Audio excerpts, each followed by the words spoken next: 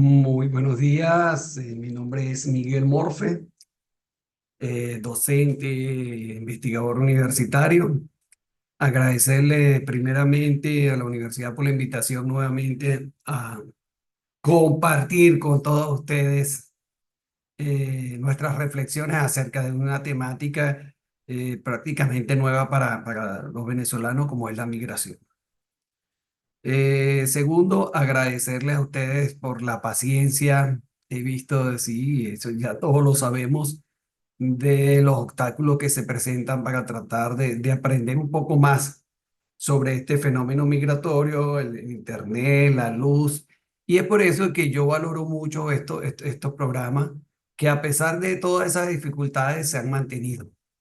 Y yo valoro también el trabajo que hacen ustedes, quienes a pesar de todos esos sacrificios que tienen que hacer, están ahí latentes. Por eso que esta temática se relaciona también con todos esos sacrificios, con todos esos obstáculos que ha tenido que pasar el venezolano durante los últimos 6, 7 años.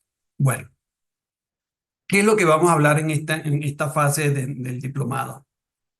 Vamos a hablar sobre las políticas migratorias, pero no nos vamos a concentrar directamente en los componentes de la política como tal, cuando fue escrita esta política, sino en sí la función de esta política pública migratoria. ¿Por qué le quiero decir esto? Tengo una presentación con la cual vamos a iniciar este ejercicio. Es una presentación muy sencilla, entiendo esas dificultades de ustedes para hacer los trabajos y para mí más importante la reflexión a veces que una actividad para evaluar. Yo necesito escuchar sus reflexiones porque son ustedes los que están viviendo y necesitan conocer un poco más, profundizar en esto de la migración. Vamos acá con la presentación inicial, voy a compartir. Ok, listo por acá, compartir. Bueno. Políticas públicas de migración en América Latina y el Caribe, aunque nos vamos a concentrar en ciertos países, no vamos a hablar por cuestiones de tiempo, no vamos a dirigirnos a todas las latitudes de América Latina. Aquí les dejo, por favor, aquí están mis datos de contacto. Soy Miguel Morfe, profesor universitario, como les dije anteriormente, pero desde el inicio de la migración, ya en el 2017, comenzamos nosotros a trabajar con este fenómeno social, yo lo llamo fenómeno social, prácticamente nuevo para América Latina. En este caso, para Venezuela fue inédito esta migración. Existe mucha gente que en los espacios donde yo hago estas reflexiones, yo hago acotación de que no era previsible, más no se sabía cuándo podría ocurrir el fenómeno y que, bueno, vimos cómo irrumpió después de la apertura de los pasos fronterizos, ya se comenzó a ver ese flujo migratorio como tal. Para eso ahí hay muchos trabajos, por lo menos en LinkedIn pueden conseguir muchos trabajos escritos que aparecen allí que relatan esa historia de la migración como tal. Acá mi amigo Librado Rivera habla sobre esta frase que me llamó poderosamente la atención. Habla como si la tierra donde yo estoy, mi tierra natal, nos diera esa tierra de herramientas para sembrar, nadie tendría que abandonar esta patria para ir a mendigar el pan en otros países, donde se les desprecia y se les humilla. Esta es la realidad de miles de migrantes, quizás no de todos, pero sí de la mayoría de los migrantes. Nosotros en los estudios que hemos hecho hemos encontrado muchas de estas realidades en la migración. Lamentablemente en América Latina la migración no forma parte de nuestra cultura y nuestro sistema educativo, no se habla de migración, conocemos migración es cuando vemos lo malo de la migración, pero no observamos las oportunidades que ofrece la migración porque lamentablemente no nos hemos educado con migración.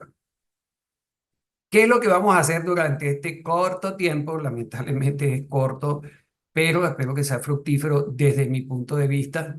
Vamos a hablar del antes y después de la migración en América Latina y el Caribe, porque existe un antes y un después.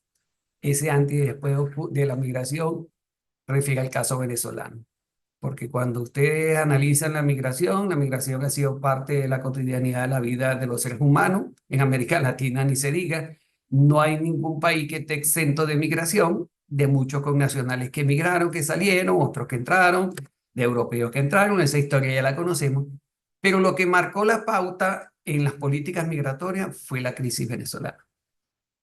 La migración en contexto de crisis. Y aquí sí voy a hacer acotación a algunos términos que lo he escuchado recurrentemente cuando hablan de la crisis migratoria. El término como tal no existe. Existe migración en contexto de crisis.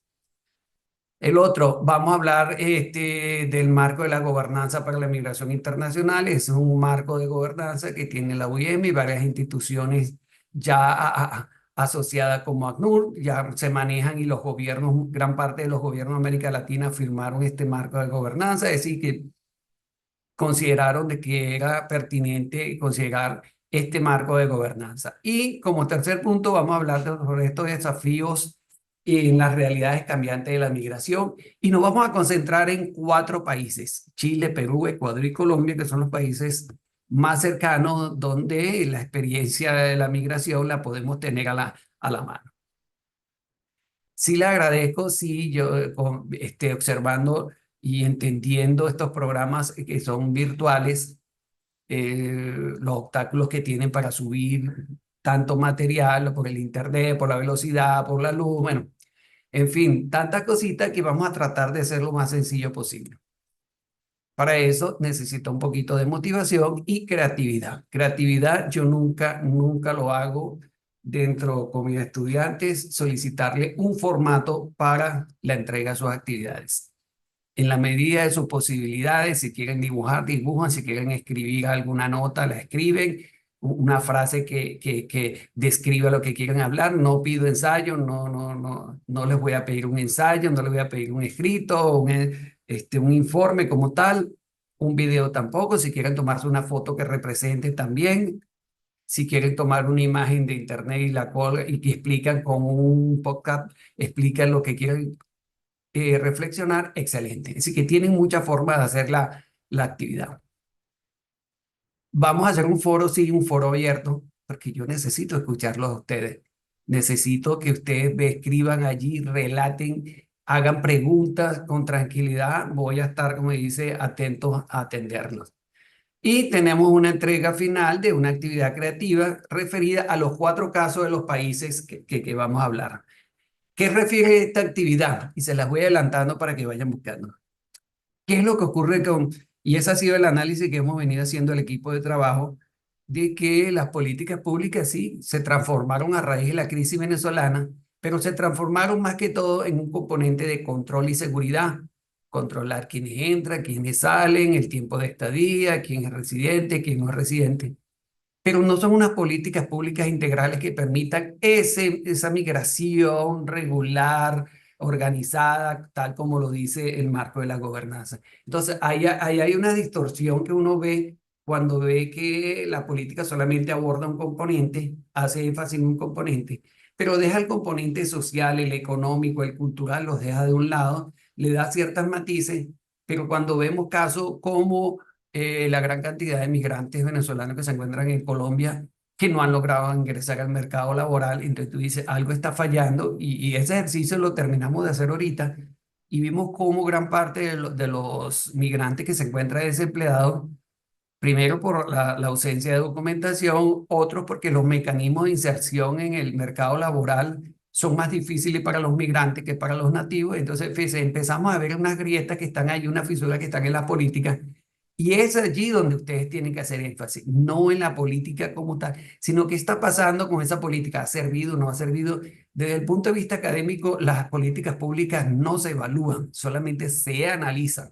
Entonces, vamos a hacer un análisis sencillo con una lectura que pueden hacer de un artículo, de ver un video, de una lectura, de una tesis que ustedes puedan revisar, donde existe una reflexión sobre esto que les estoy hablando. ¿Qué ha pasado con el migrante en estos 4 países? ¿Se ha logrado integrar?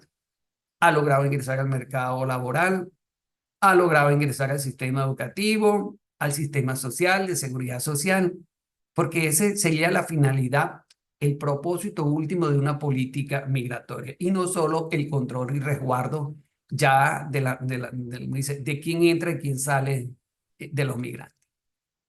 Bueno, ya dicho esto, vamos rápidamente, como estos videos tienen que ser muy cortos para evitar esos problemas. El mejor de los éxitos. Estoy abierto, por favor, a recomendaciones también. Acá brevemente un concepto de lo que es una política migratoria. Aquí no vamos a dar una clase de lo que es una política migratoria, eso lo pueden conseguir en internet. Pero sí me llama poderosamente la atención cuando hice esta lectura, de que fíjense, ya para el 2003 vean la película, porque esa era la realidad antes de América Latina, en América Latina, de cómo visualizaban una política migratoria para regular entrada, salida o permanencia de la población o extranjeros dentro de su territorio. Ese era el fin único de la política migratoria.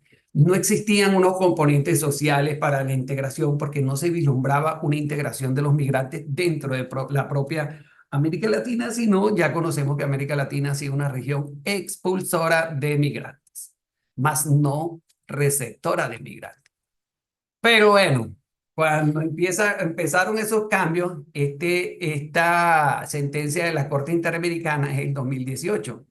Y empiezan ellos a analizar, fíjense que yo lo coloco en color rojo, empiezan a analizar ciertos aspectos como la pobreza, que va de la mano con, con gran parte de la migración, el capital humano que no es aprovechado lamentablemente porque no existe una política integral que sepa aprovechar ese capital humano. El caso de las remesas se empezó a considerar ya. Entonces, vemos como esta percepción de la migración del 2003 al 2018 cambió. Y estamos hablando, traté de buscar el mismo, dice, la misma fuente, Corte Interamericana de Derechos Humanos. Hablando de todo, la migración es un derecho. Yo a veces me preocupo por qué nosotros somos tan reacios a entenderlo desde ese punto de vista, desde ese enfoque de derechos humanos. Y siempre hago acotación antes de la migración venezolana, 2015, no se vislumbraban, y lo ven en el mapa, eso no hace falta, esta fuente es de la OIM, no hace falta ser un genio para entender de que ahí no figuraba Venezuela. Y vemos a toda América Latina, casi toda América Latina, saliendo hacia otras regiones en busca de oportunidades porque es lo normal de la migración. La migración tiene esa concepción de derechos humanos, donde yo tengo derecho a buscar oportunidades, somos ciudadanos globales, pero todavía pues, estamos en un proceso, yo llamo proceso de aprendizaje todavía en América Latina. Y aquí vemos, sí, América Latina empezó a cambiar cuando la crisis la crisis la migración en contexto de crisis venezolana explotó. Explotó y empezamos a ver esos cambios ya, esos cambios demográficos en muchos de los países de América Latina. Yo siempre hago acotación porque yo estaba en ese sitio cuando ocurrió ese punto de quiebre de la migración venezolana. Ocurrió ese punto de quiebre y vemos cómo gran afluencia de migrantes empezaron a salir por los puntos fronterizos de Venezuela con Colombia. Acá sí les voy a dejar tranquilamente esta figura. Esta lámina es para que ustedes se guíen para el trabajo final. Aquí hay una mirada desde la Declaración de Cartagena, que fue el primer abordaje de lo que es la migración en América Latina, y la gobernanza de las migraciones en el 2016, un documento que el primer documento donde se enfocó ya el abordaje de la migración como tal, y vemos algo muy característico: Ecuador 2017, Perú 2017, Colombia 2021, Chile 2022. Y en esa fecha aparece el Pacto Mundial sobre la Migración, que de paso muchos países lo firmaron, pero no lo refrendaron. Cuando no se refrenda es porque no lo aprueban totalmente. Ellos firman el acuerdo, mas si no está refrendado, no está, como dice, ya legalizado ya dentro de las normativas internas de cada país. Entre ellos Chile, y creo que fue Brasil otro de los que no refrendó ese Pacto Mundial sobre la Migración. Entonces, vemos algo muy característico: 2017, 21, 22, es decir, fechas posteriores a la migración venezolana, porque estos cuatro países tenían unas políticas migratorias de expulsión, de salida de migrantes, habrían recibido muchos migrantes que se encuentran por lo menos en Chile, en Perú. Esos países tienen muchos intercambios en este cuarto de migrantes, pero no con como dice, con la dimensión que trajo consigo la migración venezolana.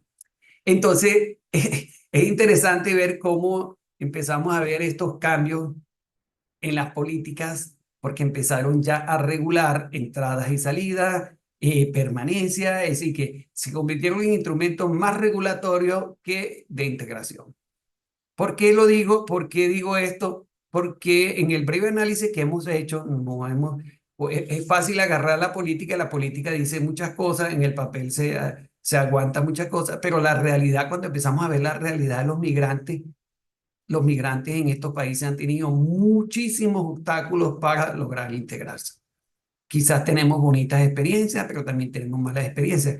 Y de eso se trata la actividad final, que usted hagan ese ejercicio de considerar cualquier país de los cuatro que estoy hablando y simplemente, eso sí, sustentado en un artículo, una nota de prensa, donde hablen sobre esa realidad de los migrantes. ¿Se están integrando? ¿Qué facilidades han tenido para integrarse? ¿O qué obstáculos han tenido para integrarse? Eso sí sería interesante.